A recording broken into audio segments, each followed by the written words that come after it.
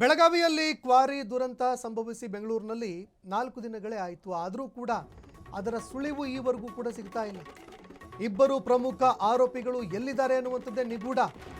ಖಾಕಿ ಕಣ್ಣಿಗೆ Basaveshwara quarry owner ಮಣ್ಣೆರೆಸ್ತಾ ಇದ್ದಾರೆ. ಬಸವೇಶ್ವರ ಕಲ್ಲು ಕ್ವಾರಿ ಮಾಲೀಕ ಆನಂದ ಸ್ವಾಮಿ ನಾಪತ್ತೆಯಾಗಿದ್ದಾನೆ. ನೋಡಿ, ಈವರೆಗೂ ಕೂಡ ಆತನ ಸುಳಿವೇ ಸಿಗ್ತಾ ಇಲ್ಲ, ಆತನ ಪತ್ತೆನೇ ಇಲ್ಲ. ಆನಂದ ಸ್ವಾಮಿ ಬಂಧನಕ್ಕೆ ಖಾಕಿ ಪಡೆ ಸುಸ್ತು. Uday Shankar stone quarry owner Uday ಪರಾರಿಯಾಗಿದ್ದಾನೆ. ಆದರೆ ಎಲ್ಲಿದ್ದಾರೆ ಆತ, ಏನು ಮಾಡ್ತಾ ಇದ್ದಾರೆ, ಈ ವಿಚಾರಕ್ಕೆ ಸಂಬಂಧಪಟ್ಟಂತೆ ಅಧಿಕಾರಿಗಳ ಬಳಿ ಮಾಹಿತಿನೇ ಇಲ್ಲ. ಅಧಿಕಾರಿಗಳಿಗೆ ಆತನನ್ನು ಪತ್ತೆ ಹಚ್ಚಿ ಅರೆಸ್ಟ್ ಮಾಡೋದಕ್ಕೆ ಆಗ್ತಾ ಇಲ್ಲ. ಇಬ್ಬರು ಆರೋಪಿಗಳನ್ನು ಬಂಧಿಸೋದಕ್ಕೆ ಖಾಕಿ ಪಡೆ ಕಂಗಾಲಾಗಿ ಕೂತಿದೆ.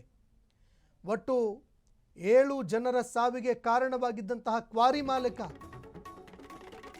ಇಬ್ಬರು ಕಿಂಗ್ ಫಿನ್ಗಳ ಶೋಧ ಕಾರ್ಯವನ್ನು ಖಾಕಿ ತಂಡ ಮುಂದುವರಿಸ್ತಾ ಇದೆ. ತನಿಖೆ ಹಾದಿ ತಪ್ಪಿಸೋದಕ್ಕೆ ಮಾಸ್ಟರ್ ಪ್ಲಾನ್ ಮಾಡಿದಾರ ಇಬ್ಬರು ಕೂಡ. ಘಟನೆ ನಡೆದ ದಿನದಿಂದಲೇ ಇಬ್ಬರ ಮೊಬೈಲ್ಗಳು ಸ್ವಿಚ್ ಆಫ್ ಆಗಿದ್ದಾವೆ. ಇಬ್ಬರು ಆರೋಪಿಗಳು ರಾಜ್ಯದ ಗಡಿ ದಾಟಿ ಅಜ್ಞಾತವಾಗಿರುವಂತಹ ಶಂಕೆ ವ್ಯಕ್ತವಾಗ್ತಾ ಇದೆ. ಇನ್ನು ಆರೋಪಿಗಳಿಗಾಗಿ ವಿಶೇಷ ಪೊಲೀಸ್ ತಂಡಗಳಿಂದ ತೀವ್ರವಾಗಿ ಶೋಧ ನಡೀತಾ ಇದೆ. ಈಗಾಗಲೇ ಕೆಲವು ಆರೋಪಿಗಳನ್ನು ಪೊಲೀಸರು ಅರೆಸ್ಟ್ ಕೂಡ ಮಾಡಿದ್ದಾರೆ. ಮಾದಪಟ್ಟಣ ಉಳುವೇನಹಳ್ಳಿ ಭಾಗದ 52 ಕ್ವಾರಿಗಳು ಬಂದಾಗಿದ್ದಾವೆ. 2035ರವರೆಗೂ ಪರವಾನಗಿ ಹೊಂದಿದ್ದಂತಹ 2 ಕ್ವಾರಿಗಳು 2035ರವರೆಗೆ ಪರವಾನಗಿಯನ್ನು ಹೊಂದಿದ್ದವು. 2 ಕ್ವಾರಿಗಳು ಕಾರಣ ಕೇಳಿ 2 ಕ್ವಾರಿಗಳಿಗೆ ನೋಟಿಸ್ ಕೂಡ ಜಾರಿಯಾಗಿತ್ತು. ಗಣಿ ಭೂವಿಜ್ಞಾನ ಇಲಾಖೆಯಿಂದ ಈವರೆಗೂ ಕೂಡ ತನಿಖೆ ಮುಗಿದಿಲ್ಲ ಅನ್ನೋ ಮಾಹಿತಿಗಳು ಲಭ್ಯವಾಗ್ತಾ ಇದೆ. ಈ ಬಗ್ಗೆ ಮತ್ತಷ್ಟು ಮಾಹಿತಿ ಕೊಡ್ತಾರೆ ಪ್ರತಿನಿಧಿ ರೋಹನ್, ಫೋನ್ ಸಂಪರ್ಕದಲ್ಲಿ ಜಾಯ್ನ್ ಆಗಿದ್ದಾರೆ. ರೋಹನ್, 7 ಜನರ ಸಾವಿಗೆ ಕಾರಣವಾಗಿದ್ದಂತಹ ಕ್ವಾರಿ ಮಾಲೀಕರು ಈವರೆಗೂ ಕೂಡ ಪತ್ತೆ ಇಲ್ಲ ಅನ್ನೋ ಮಾಹಿತಿಗಳು ಲಭ್ಯವಾಗ್ತಾ ಇದೆ. ಎಲ್ಲಿಗೆ ಬಂತು ಈ ಪ್ರಕರಣದ ತನಿಖೆ, ಈ ಬಗ್ಗೆ ಮತ್ತಷ್ಟು ಮಾಹಿತಿ ಕೊಡೋದಾದ್ರೆ?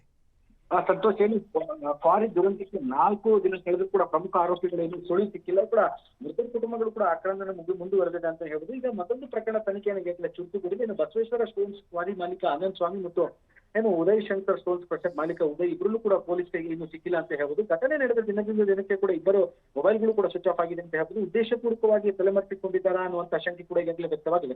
ಇನ್ನು ಬಂಧನದಿಂದ ತಪ್ಪಿಸಿಕೊಳ್ಳುವಂತಹ ಆರೋಪಿಗಳು ಪೂರ್ವ ನಿರ್ಣಯಿತ ಮಾಸ್ಟರ್ ಪ್ಲಾನ್ ಮಾಡಿದ್ರ ಅನ್ನುವಂತಹ ಅನುಮಾನಗಳು ಕೂಡ ಈಗ ತನಿಖಾಧಿಕಾರಿಗಳು ಕೂಡ ಈಗಾಗಲೇ ಕಾಡ್ತಾ ಇದೆ. ರಾಜ್ಯದ ವಿವಿಧ ಜಿಲ್ಲೆಗಳಲ್ಲಿ ಕೂಡ ಹೊರ ರಾಜ್ಯದಿಂದ ಶೋಧ ಕಾರ್ಯ ಕೂಡ ನಡೆಸ್ತಾ ಇದ್ದಾರೆ ಅಂತ ಹೇಳ್ಬೋದು. ರಾಜ್ಯದ ಗಡಿ ದಾಟಿದ ಸಾಧ್ಯತೆ ಕೂಡ ಇದೆ ಅಂತ ಪೊಲೀಸರು ಪರಿಶೀಲಿಸ್ತಾರೆ ಅಂತ ಹೇಳ್ಬೋದು. ಇನ್ನು ಟೆಕ್ನಿಕಲ್ ಮಾಹಿತಿ ಮತ್ತು ಮೊಬೈಲ್ ಲೊಕೇಶನ್ಸ್ ಇನ್ನೆಲ್ಲವನ್ನು ಗಮನಿಸಿದಾಗ ಹಲವು ಆಯಾಮಗಳಲ್ಲಿ ಈಗಾಗಲೇ ತನಿಖೆ ಕೂಡ ಮುಂದುವರೆದಿದೆ.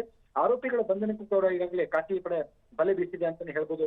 ಸಂತೋಷ್, ಧನ್ಯವಾದಗಳು ರೋಹನ್ ನಿಮ್ಮೆಲ್ಲ ಮಾಹಿತಿಗೆ.